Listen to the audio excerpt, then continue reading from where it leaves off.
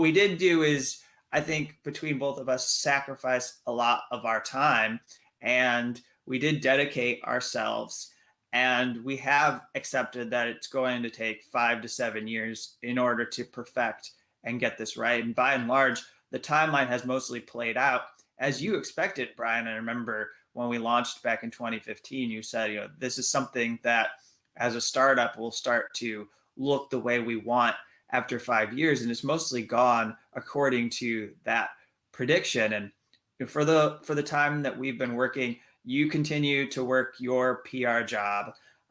I continue to do other side things in order to bring in income. We've been reliant on spouses or partners' income in order to help us get by. And I think people in our family owe a lot of credit for believing in what we could do with Shadowproof, oftentimes supporting us. My mom is a member of Shadowproof.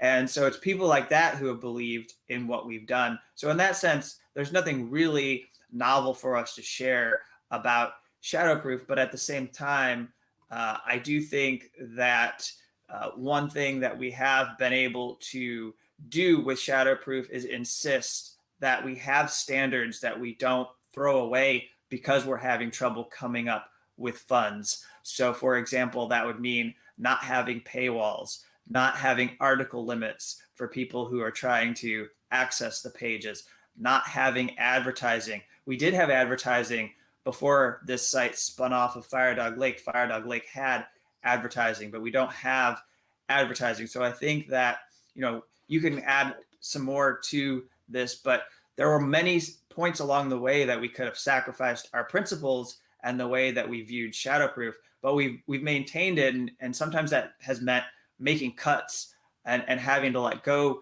people who just weren't working out, or it had become a stress on the budget. But those were part of the growing pains of getting Shadowproof to where it is now, where we're very close to supporting the diversity of voices that we want to see supported in Shadowproof's work. Yeah, I'm glad you brought that up. It's this is something that you and I talk about all the time. It's something I think about all the time. I think there's this really intense tension between I think just because we have a media organization that exists within capitalism, there is this tension between having a business, and then there's this tension between doing the work. So like having the business is this, trying to organize things in a way that we are paying ourselves full-time salaries. We're able to support like a full sort of traditional editorial staff and staff writers and all of these things. And I'm not knocking that. I mean, I think that is obviously very important. And a lot of media organizations have set out to set that up from the onset. But I think for us, this wasn't a money-making scheme. Obviously, you and I were not doing this to make money, although, we should be making enough money to survive. Like you said, you and I have not taken a dime.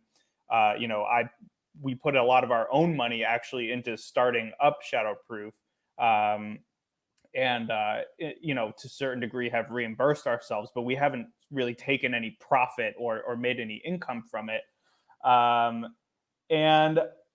I have been okay with that because, on the one hand, we've been privileged enough to make that work, like you said, with the support of our spouses, or, by working a dozen other jobs in addition to doing this. But I think the benefit and what I'm grateful for is that it has allowed us to put the onus on what we're producing. We're not making decisions because we have to keep an office or because we have to pay, all these overhead expenses or maintain this arbitrary structure in order to make it like a real business or something like that. I'm just really grateful that we've focused on trying to figure out what the most we can do with the money that we have is, in a way that's not like exploitative or extractive of the people who are working with us. So, we're not paying people the bare minimum that we can pay them to write for us so that we can sustain all of this overhead and pay ourselves and all of this crap.